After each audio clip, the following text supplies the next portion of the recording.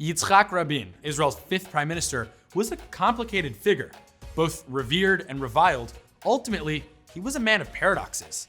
A war hero and a peacemaking icon. Hawkish and dovish, yet pragmatic. Socially awkward, yet a dignified international statesman who is credited with engineering some of Israel's boldest geopolitical decisions. Now, when you think of Rabin, these apparent contradictions may not be what comes to mind. It's likely you think of his dramatic assassination. But who was Yitzhak Rabin, and what made him Israel's most paradoxical and perhaps most famous politician? Let's dive in.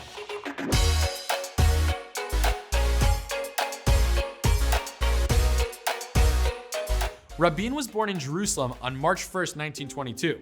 A secular Jew, Rabin studied at a prestigious agricultural school where he befriended Yigal alone, a future leader of the Palmah, the elite strike force of Israel's pre-state Zionist militia. In 1941, just shy of his 20th birthday, Rabin began the transition from farmer to the front lines. That year, Rabin joined his friend Alon in the Palmah, where he blossomed into a distinguished leader. In 1946, tensions were high between British officials on the Mandate and Jewish establishment figures and underground leaders. Caught up in their struggle for liberation, Rabin was arrested during Black Saturday, a massive British operation to crack down on Jewish resistance. He was detained in a British prison for 5 months. After his release in 1947, Rabin was appointed Chief of Operations of the Palmah, setting the stage for his key involvement in the 1948 Arab-Israeli War. The war for Israel's independence was where Rabin would really make a name for himself as one of the Israel Defense Force's key leaders. During the war, Rabin directed Israeli operations in Jerusalem and fought the Egyptian forces in the Negev. With an impressive military resume built up during Israel's fight for independence, literally building and defending a country, Rabin continued to move up the ranks. In 1964, Rabin was named the IDF's Chief of Staff by Levi Eshkol, Israel's third prime minister. In this role, Rabin, along with Ezer Weizman, chief of the Israeli Air Force, helped build up the IDF's air fleet. This was critical as the year 1967 brought on unique military challenges for Israel. With the prospect of 5 Arab armies planning to attack the Jewish state, Rabin helped mastermind 1967's preemptive strike that destroyed Egyptian and Syrian air bases and allowed Israel to achieve an impressive military victory in less than a week. For most Israelis, the war was cause for celebration. For Rabin, though, it was anxiety-inducing. On the surface, he was a stoic, principled, bold leader. He was trusted and relied upon by top Israeli brass. But dig a bit deeper, and you find a much more complex person. He felt responsible for bringing Israel into its first major war since 1948, a war that saw about 4,000 military deaths. During the war, and actually right from the start, Rabin couldn't handle the pressure. His anxiety and exhaustion nearly caused a nervous breakdown. According to historical accounts, his concerned wife Leah called the IDF's Surgeon General, who gave Rabin a sedative to help him sleep. The contradiction is striking. Rabin's most brilliant military success nearly wrecked him emotionally. Shortly after the war, on June 28, 1967, Rabin gave a famous speech at the Hebrew University in Jerusalem where he tried to articulate his inner strife. The whole nation was swept by joy, and yet we encounter a strange phenomenon among the fighters, he said. The fighters in the front lines saw with their own eyes not just the glory of victory, but also its price. Their comrades fell next to them, covered in blood. After spending a few years in Washington, D.C., serving as his nation's ambassador to the United States, Rabin returned to Israel. On June 3, 1974, he made history, becoming Israel's first prime minister to be born there and 5th overall. As a leader, Rabin held on to secular principles. Still, though, he felt a deep connection to Jerusalem and understood its standing as a historical place for Jews. Take, for instance, his stance on a major issue of the time. What should Israel do with the post-1967 war territory it had acquired? That included the Golan Heights, East Jerusalem, and the West Bank, which together doubled the country's size. On April 23, 1974, Rabin was speaking to a crowd of Orthodox Zionists on the matter. On Jerusalem, I will not compromise. That is my focal point. Ramallah is not a question of life and death for me. And what about the historical land of Israel? Well, on this, Rabin was pretty blunt, revealing his secular belief system. For me, the Bible is not a land registry of the Middle East. It is a book that provides education in values, and its purposes are different. Rabin's first tenure as prime minister ended disappointingly with a convoluted financial scandal. An Israeli journalist broke a story that Rabin and his wife Leah had opened and maintained a joint bank account in Washington, D.C. during Rabin's time serving there as Israeli ambassador. This was a breach of Israeli currency regulations at the time and prompted a hefty fine and public humiliation. So, in 1977, Rabin withdrew from his party's leadership and watched as his rival Peres replaced him. Following his departure, Rabin's Labor Party would go on to lose in the 1977 elections to the more right-leaning Likud party headed by Menachem Begin, who became prime minister. Rabin then served as a Knesset member on the Foreign Affairs and Defense Committee for 7 years under Begin. Then, from 1984 to 1990, Rabin was appointed Minister of Defense in several national unity governments led by Prime Ministers Yitzhak Amir and none other than his old buddy, Peres. During that period, Rabin oversaw Israel's reaction to the first Intifada, a Palestinian uprising that broke out in 1987. Over the next 4 years, the IDF reported more than 3,600 attacks with Molotov cocktails, 100 with hand grenades, and 600 with guns or other explosives. The violence was directed at Israeli soldiers and civilians alike. During this period, 16 Israeli civilians and 11 soldiers were killed by Palestinians in the West Bank and Gaza, while more than 1,400 Israeli civilians and 1,700 Israeli soldiers were injured. Approximately 1,100 Palestinians were killed in clashes with Israeli troops. The situation during this period was untenable to say the least, and posed a challenging security problem that wasn't going away.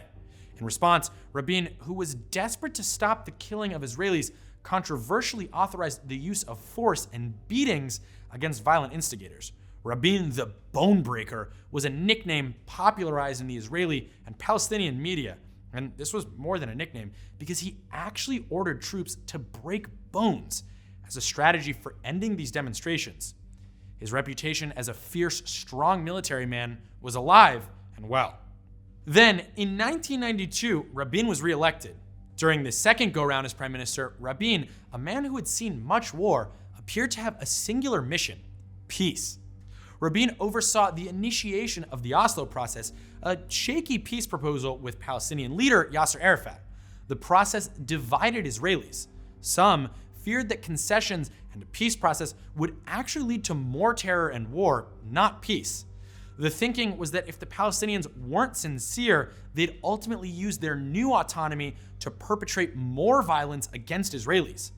But other Israelis were optimistic and saw hope for a brighter, more peaceful future with Palestinian neighbors and potentially a separate state for Palestinians. For ardent religious nationalists, giving up biblically ordained Jewish land to create a Palestinian state was fundamentally wrong. In September of 1993, the Oslo process reached a climactic point. With cameras clicking, Rabin shook hands with Arafat on the White House lawn, President Bill Clinton standing between them as the prospect of peace between Israelis and Palestinians appeared bright on the world stage. In 1995, he gave a famous speech to the Knesset where he argued that land concessions were necessary for achieving peace. Also, during the speech, Rabin even thanked Peres, his rival and partner, for his integral role in the Oslo process, which was tremendous for their relationship. He did not publicly endorse a future Palestinian state, and his exact feelings were never actually made entirely clear. The majority of the Israeli public still didn't support this idea, mostly out of security concerns. But the natural endgame of Rabin's Oslo peace process was a potential two-state solution. Sadly, though, he'd never get to see it through. Now, let's break down what was going on in Israel during the Oslo peace process. Not everyone was in favor of what Rabin was up to. Actually, that's an understatement. Many Israelis and Palestinians were fervent in their opposition. Palestinian terror attacks, especially suicide bombings, were pervasive, occurring almost daily. From January to August 1995, 40 Israeli civilians were killed by Palestinian suicide bombers. Widespread protests in Israel voiced displeasure with land concessions in a peace deal, citing serious security concerns. In some extreme cases, this included hate-filled rhetoric, even death threats, in Rabin's direction. Some right-wing Jewish extremists cited misapplied religious law to radicalize young religious Jews. They said that if someone is pursuing Jews with the intent of harming them, in order to prevent it, Jews are obligated to kill the pursuer.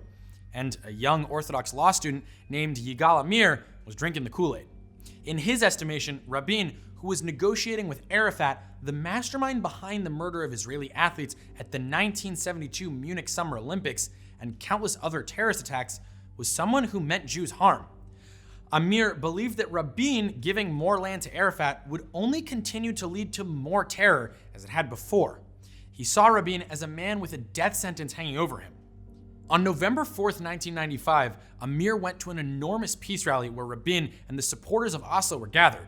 Amir shot and killed Rabin as he was entering his car. Rabin's aides had urged him to wear a bulletproof vest, but he refused, saying, "If there comes a time when I would need a bulletproof vest, I no longer want to be prime minister of this country." It was the first political assassination of its kind in Israel, and the fact that it was perpetrated by a Jew rocked Israel's psyche, not to mention playing an important role in derailing the Oslo peace process, which was never fully ratified. Think of the event as the JFK assassination of Israel. If you walk the streets of Israel and ask people to remember where they were when they received news of Rabin's assassination, they'll recall it in detail. Putting the kids to bed, watching TV, out with friends. Everyone remembers. Rabin's funeral was packed with world leaders. US President Bill Clinton, a key mediator of the Oslo process, spoke. Clinton's emotional eulogy ended with 2 words in Hebrew, Shalom Chaver, goodbye friend. Rabin's legacy is a complicated, profound one. Paradoxes abound. Savvy military man, Israel's most well-known peace-seeking icon, a winner of the Nobel Peace Prize, anxiety-ridden in private, but bold and respected on the world stage. So sure, we can call him paradoxical, but another way to look at Rabin is as a man who evolved over time and adapted to different political eras, to his benefit or to his detriment, depending on how you look at it. Thanks for watching. See you guys next week.